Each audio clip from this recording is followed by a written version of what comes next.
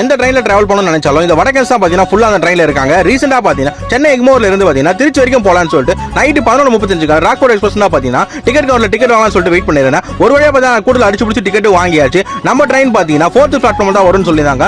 நானும் பாத்தீங்கன்னா ஒரு 10 மணிக்கெல்லாம் போயிட்டு பாத்தீங்கன்னா வெயிட் பண்ணிருந்தேன் ட்ரெயின்ல சீட்டு பிடிக்கணும்னு சொல்லிட்டு. ஏன்னா நம்ம டிராவல் பண்ற கோச் பாத்தீங்கன்னா அன்ரிசர்வ் கோச்.